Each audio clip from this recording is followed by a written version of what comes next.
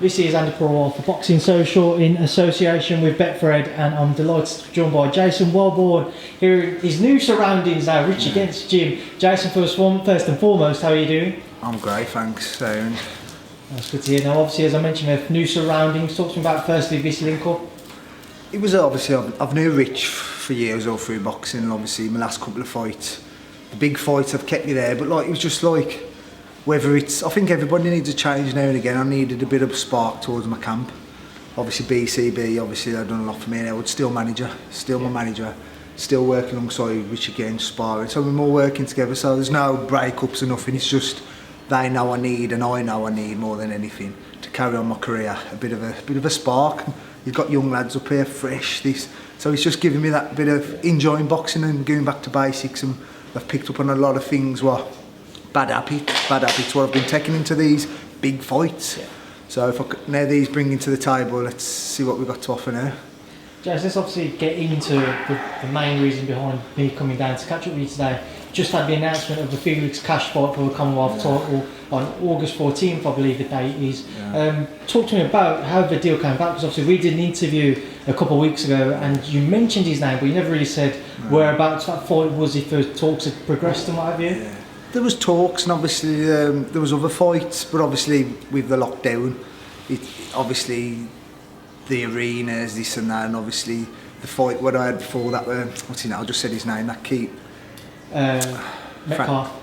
Not Metcalf, the one who was supposed to fight in Spain. Leharaga. Look, yeah, it was him in the end of August.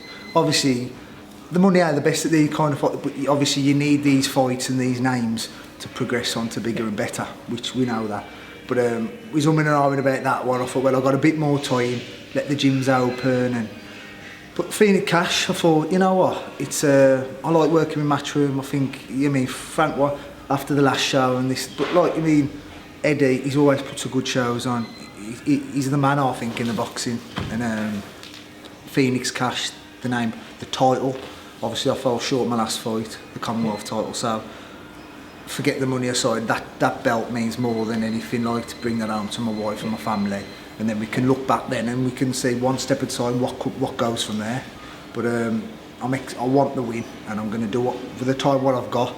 Just under 8 weeks, 7 weeks now. I've been back in the gym a couple of weeks, so I'm going to put 110% in, and Genty's working me day in day out. So this is it now. So when did Eddie and Matchroom kind of first approach you and ask you if you was interested to face Felix? It was about 3 weeks ago there was talks. It was just after we'd done that interview. I think we'd done the interview on the Monday. Yeah. It was like kind of talks on the Friday, that weekend, and I had time to think about it, and I thought, well, that fight makes sense, Lise. It's localish, you got to travel to Spain, and so I made the decision and I said, right, this is it. Obviously my Welborn Grab Eye Limited, we've got another driver on board now, and I can ease back off that. The lads, I've got 2 good drivers that can take the stress off me now. My wife plays a big part in the business, so I'm in a good position now. When I look back and I think what I have done in the boxing and how I have done it when I've had to get to work, and thanks to Dean Hitchcock from Downways Construction, the last few years of my career, he gave me the time off, he sponsored me as full-time pro. So if it were for these people to get me where I get now, and obviously this fight, it's thanking everything, and as long as I put a good fight on, which I know I will, I always do, and when my head's right, good performance, and then that's it, and I want to show what we've still got in the tank. Talk to me about Felix, Jace. What have you seen on him? How many of his fights previously have you watched? I never heard of him really. I never heard much of him. It was like when I won the British, popped up on an interview and someone tagged me in about, we'd like Jason Welborn for the British, but obviously we was tied into a rematch with Tommy Langford. So that was when I first seen him. Then I watched a couple of his fights when we heard about it. I watched that Jack. Yeah, I watched that. And to be honest with you, he put it on Phoenix. Phoenix he comes out strong, he's game, he's a travelling lad. They've got it in him, like, you know what I mean? They're born and bred for it, they like a scrap. I'm very much similar, so our styles will clash. And when he comes forward, I ain't going to be a Cullen what backs off and tries to use my jab. I'm going to be there with him. So he might stick to his boxing a little bit more, but he's a forward fighter. He's a good thinker. He ain't got where he got but he's doing something right. He's got a good promoter at the back on him and getting the right fights. Whether they think Jay's on the slide now, we'll get him. He's a good name. We've been there before with Marcus Morrison. Now he popped up on the interview, and he was saying on his last interview he wants to put a rung right. Yeah. He got nothing right that night, so there's nothing what he could ever put right. So he was talking like a Phoenix Cash, but Phoenix Cash in a better position. He's got a right to fight me. Marcus Morrison, I wouldn't give him the time of day to fight me unless it was for like a Commonwealth. So he'd have to beat the likes of Phoenix Cash and work his way up, because Phoenix Cash is a name and he's got something at the minute. So that's why we've took the fight. So it's one step at a time, but I know I'm in for an hard fight. He's game, he's on his own turf. He ain't got a crowd at the back on him. So there's ins and outs and everything, but I've just got to think of what I've got to do, not what he's doing. He's going to be training hard, he's fit, he might have had a longer camp than me. You know what I mean? So he's in his way, he thinks he's got an advantage, but I've got the experience. I've been in there with some big names, and I've been the distance. When it gets hard, the 6 or 7 rounds, same as Morrison, and I want to find a way out. I ain't got the brain to find a way out. You've got to knock me out, or if I give up or with low blows and I lose my head, that's what I've got to not do, and that's what Richie and that will bring to the table. Get back to my boxing. If they do come low and they do that, we go back to the drawing board, we take the count and we go from there. It's just me losing my head. I can't take that into the ring, because that's how I lost my world title fight. I was doing well until I lost my head. Same as Metcalf, I lost my head a little bit when I started hitting low. So it's a learning curve, but I've learnt the hard way now, and I call that these slip-ups. I've just got to go in that ring and listen. I've got to listen to people that are watching me, not just see red and go for the kill. You've mentioned it in a few interviews since you fought for the world titles to me, the fact that you need to stay cool a lot more, you can't afford to lose your head. Why do you think it is that you've allowed that to happen in the world title fight with Jarrett Hearn and then with JJ Metcalf? Why do you think you haven't been able to keep yourself a bit more calm and collected? I'd say, look, obviously in the Jarrett Hearn fight, I was on him. And obviously I didn't. And obviously at that level, they see an opening, they've got you. Whether he tapped me low, he squared me up, and all through camp, keep side on, he logs that uppercut. I swung that after, and I fell straight onto it. It was a shot, whether I lost my head or what. It was a shot, and at that level, they pick the shots, they let you away. Whether he was timing them nice, and he said the opening, and he won. Fair enough. And in the States, they've said to me, you got to get up on 8, ready to fight. Not like you can get up at 10 and carry on. That was after the fight. They were saying, we did tell you in the change rooms, you got to be up on 8 ready to fight. But cut a long story short, I've put that past me there. But with a Metcalf, that just got nasty. Just like the low blows when he put me up the rope and hit me with bang, bang, bang, bang, 6 shots low.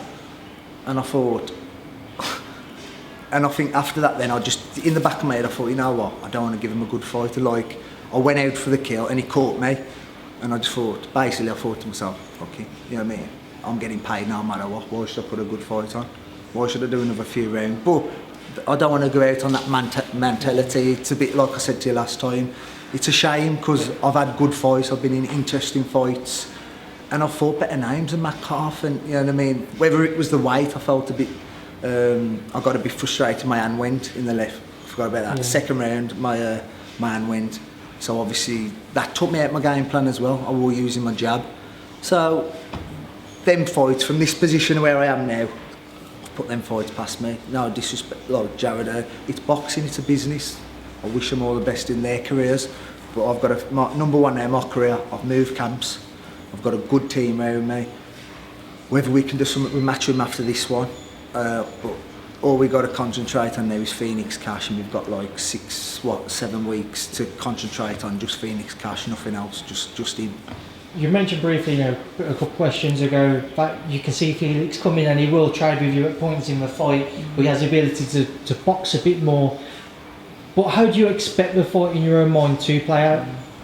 You know what? I'll adapt, and I think he'll come out and he'll be looking. He'll be looking for the shot, and he'll be sussing what I'm going to be doing. But obviously I ain't going to let too much into it what I'm going to be doing. But at this level, you adapt. Whatever he brings to the table, at this level, you have to adapt. Things might go wrong in this fight, and he's got to adapt. So at the end of the day, I know what I'm best at, and everybody else knows what I'm best at, but it's just putting it to the table and doing it on the night. Like, we can all say what we're going to do here, and we're going to do this, we're going to do that. We could be fit as anything. He could be 100 times fitter than me. I could hit him in the first round, he'd be gone. So boxing's unpredictable. You just don't know. But as long as we're both fit and we're going to put a good show, that's the main thing. How do you think you'll cope with boxing behind closed doors, and if you obviously no fans there, don't know what's going to happen with commentators? If the commentators will be ringside, you'll obviously be able to hear them, you'd imagine, unless there's crowd noise being put in through speakers. How do you think you'll adapt to that? Because we know how much of a fan base you have and how much they can help kind of re-energise you when you are fighting. Yeah, I just think, as a fighter point of view, it don't matter if we was in here and there was no one here and it was just a screen up in the corner. When that person's in front of you and you get that fight mentality in you, as long as that bell goes and someone hits you, you've got to fight. And that's just in me generally. Whether it's in the ring, if someone hits you, you fight. And at the end of the day, mentally, I've got a lot of things, what's gone in my life, what I'm doing this boxing for. Obviously, my mum, my family, these things get to me in that ring. And that's what brings out that best in me when it does get hard. So I think that'll help me a lot. And it did within the Langford fights, and like, you know what I mean, them little things when you get back to the ninth round, my head perforated my edge, I'm in the ninth round, and I thought, oh, and Harold said to me, and it was just little things like, this is for my mum when she took my boxing. These are the things what get you through this, like, through the camps. Camps are hard enough. The fight can sometimes be the easiest part. It's like days like the sessions what I've just had with Richie, and you're tired and you're dieting. You've got to get through it, and you're hard spars. So on the night of the fight, I'll adapt. I don't care if it's just my corner, my team in the corner, and Eddie in his man shot. I'm just coming there to just do what I got to do, and that's it. Jess, just a couple of notes I want to touch on before I let you go. Obviously, you mentioned earlier on the Kerman-Leharaga fight out in Spain. How far along did that get when obviously Kerman stopped Frankie Gavin and then he lost to David Avanesian for the European title? How far along did your talks get? It come on this year. It was matched up to the fight, I think it was June the 6th. And I had one at Dudley Town Hall as a warm-up, but we didn't announce this one in Spain, but this was in the talks, and I think it was for a WBC Intercontinental, but we wanted it at middle. Because I says then, if I'm coming back to the boxing, we joined up with Richie, I said, if I do it, I'm doing middle, I want to do my weight right, and I want to be strong, because that's my key. And that was the fight, and even then, the talks close to the fight, they wanted to do a catch weight at like 11-2, and I thought, so the Felix cash fight, it made sense. So I'm glad this one has come off. It's worked out better. And obviously another name that you mentioned earlier, Marcus Morrison. Marcus, you know, you put the list out. You wanted to face either yourself, Brian Rose, and I forgot the third name, but there was obviously three of you that he'd mentioned. Felix Cash. Felix Cash. Sorry, yeah, Felix yourself, and then Brian Rose. For you yourself, what do you think the likelihood is that you may well face Marcus again? I know you were victorious in the first bout. Do you have any interest in revisiting it? I'd do it tomorrow, but it'd have to make sense. We'd have to I'd sit there and after, like now, if they offered me that now, I'd be like, hey, Dad, go on then, pay me the money then, and I'll do it, because it's got to be a woofer camp, you know what I mean? But the Phoenix Cash, there's something on the line. Marcus Morrison's got the WBC, what I went in before. So, you know what I mean? We'll see. You know what I mean? There's always talks. I'd fight him tomorrow, like, you know what I mean? That ain't a problem, and he knows that. You know what I mean? He obviously wants revenge, you know what I mean? But not being. I had 6 weeks training camp last time down Macklin's Solihull. So I only had 6 weeks. It was my first one at middle, so I was testing the waters. But by all means, now with my experience and everything, now Marcus Morrison he ain't in my sights. You know what I mean? I want a name. So Phoenix Cash, he's got something what I want. A European, you know what I mean? I want to, like, a European would be nice. Another world title shot, who knows? You know what I mean? I've mixed it up there before. Something what I ain't been for before, like. Yeah. But I ain't looking past Phoenix Cash first. Forget about Marcus Morrison. If I lost and it was worst scenario, you know, but he's looking at them names, thinking Brian Rose. He's retired. He's come out to retire. He'd probably beat Brian Rose. Brian Rose lost to Jack. When was the last fight when I fought Marcus Morrison? Yeah. He lost to Brian Rose. I think he's you know what I mean, he's got his gym, he's got other things going. You know what I mean? Brian Rose had a betting back in the day. You know what I mean? But I've been in with Marcus Morrison, and I'll tell you straight, he ain't going nowhere, and I'll tell him now to his face, like, he's a nice kid, he's got a lovely family and this and that, but he's got no heart, and it showed that night. And after that fight, he's been found out again and again, and it only knocked the stuffing out of him. He's training with the big names in the gym, so obviously they've pumped into him like he's a big this. He's going to be the next world champion, to hear him talk, and then where's he gone? He's boxing back for 4 rounders. But I wish him all the best in the career, but don't bring my name into it when he take off talking about it. Like, that's from my point, like, you know what I mean? Well, Jason, we will leave that there now, and I will leave you to kind of go and have a shower and crack on with the rest of your day. Before I let you go, what would you like to say to everyone who tunes in to watch our interview? I just want to say, keep up to date with the training and everything and the fight, and hopefully bring that Commonwealth back to the Black Country. I want to thank Rich again for obviously pushing me through all my training for this camp, BCB, obviously Dane Way's construction, and obviously all the lads back at Welborn, obviously been busy, and then now that I've got to push it aside now to do my training camp and do a job. So that's it, thank you. Jason, it's been a pleasure to catch up with you. Thank you for your time as always, and thanks for speaking to Boxing Social.